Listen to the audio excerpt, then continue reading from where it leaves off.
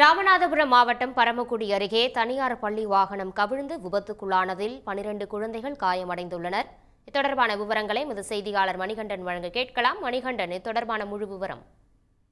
ராமநாதபுரம் மாவட்டம் பரமக்குடி அருகே பார்த்திபனூரில் கிரசன்ட் என்ற தனியார் பள்ளி செயல்பட்டு வருகிறது. இந்த பள்ளியில் சுமார் 150 மாணவ மாணவிகள் படித்து வருகின்றனர்.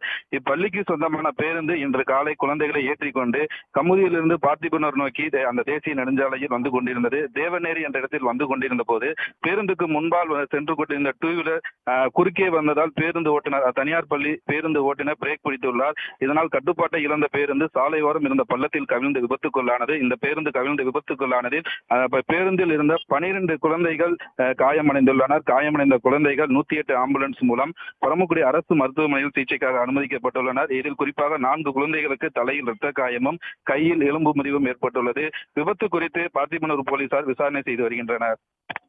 உடனுக்குடன் செய்திகளை தெரிந்து கொள்ள சன் நியூஸ் பெல் ஐகானை கிளிக் பண்ணுங்க.